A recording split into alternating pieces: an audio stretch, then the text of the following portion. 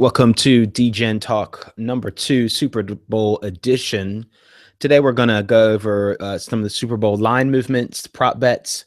But first we're going to go over last night's UFC card, which ended in a main card upset. How's it going, Vix? Hey Theo, thanks for having me on. Yeah, we want this to be the Super Bowl show, but there was a lot of action in MMA last night, so let's quickly go over one of the bets that I had that I like to put together. And the thing I like about this bet is it's kind of a synthetic, doesn't go the distance kind of bet that we're betting. It was a 5 round fight. And we were hoping for basically a stoppage. So there is payment on just to bet the under or the doesn't go the distance. But I like this element of kind of fine tuning and nuance you can get with prop bets. So as you can see, we have submission, KO, submission, KO. We ended up winning here on the Thompson TKO knockout. But what was really nice about the constructed bet is if we got lucky, in an instance basically where we got a submission out of either of the two fighters, we got a big payday. So still, worst case scenario would have been that it would have went the distance, and we would have had a full loss here.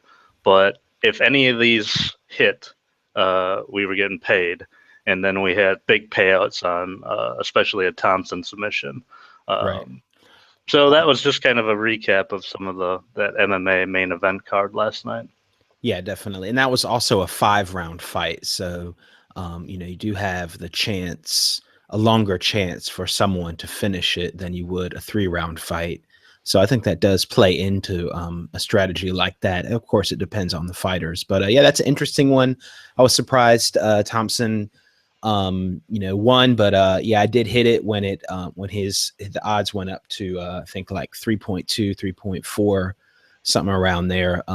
When the fights had already started. Okay, well, let's go over to the Super Bowl, the big event. And, we have seen some line movement just before we have gone on air. The last I checked over at bookmaker.eu, the spread was 5. At 4 dimes, it's down to 4.5 on either way. And the total, though, on both books is the same. So that hasn't changed. That hasn't moved on the books, but we could see some movement there. And, the thing that's interesting about this line is we're getting reports from multiple books that the the money is about 70 to 75% on Carolina as opposed to the Broncos. Now I don't know if the people are betting mostly the spread, mostly money line, but I think if the public tends to just bet money line on whoever they think is going to win. I would assume. So I don't know. What do you see here, Vix? You think that Carolina is going to blow it out, right? Yeah, I'm on the side that I think this is going to be a kind of 31-10, 31-17 kind of ordeal here. I have my bets up here right now as far as just the betting on the score. I did first quarter, first half, and then total, and I actually kicked out the totals on all of these to just under touchdown, and then half at 6 and quarter at 3. I did have my betting strategy in there because I'm still a little less confident in this first quarter, but I do think the firepower of Carolina is really the force that I'm looking at.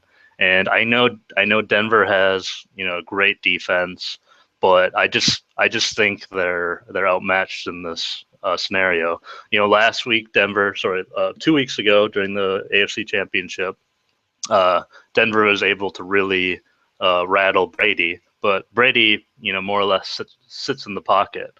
They're not going to have that same kind of success, I think, against Carolina with Cam Newton. So that's really my lean on Carolina specifically. Okay. Um, Well, yeah, I can definitely see that. I just see when the spread went up to 6 plus 6 on Denver.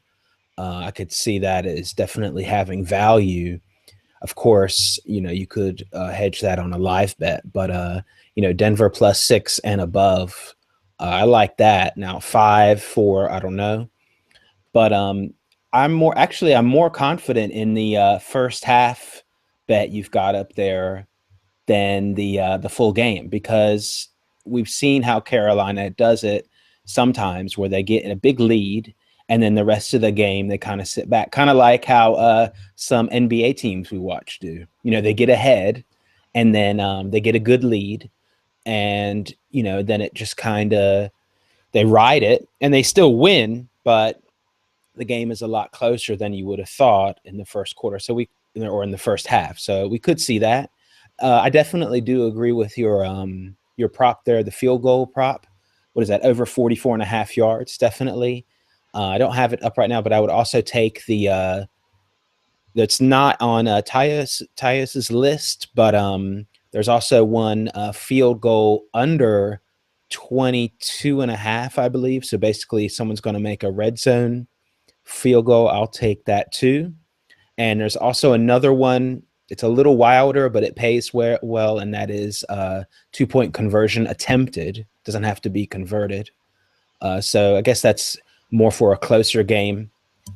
And yeah, those are the ones I thought. And also the wildest one that I have is, of course, Lady Gaga singing the national anthem. Now I've done extensive research on this, and from what I found, the last time she sung it was 2 minutes 15 seconds. So that is right. It's a half second above one of the bets. So you could take that she sings a little longer. She's going to be accompanied by a piano. But as far as the other wild bets, I don't know. There's some pretty funny ones.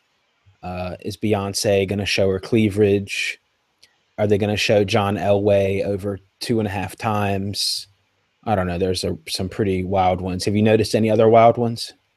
I know there's some in there like how much are they going to show Archie Manning and stuff like that. I think all of those are, I mean, for betting purposes, they might be a little fun, but it's very hard to get an edge on Right. any of those. That's why I stuck to this longest field goal. It still doesn't pay, the most wonderful, negative 140 on the American side.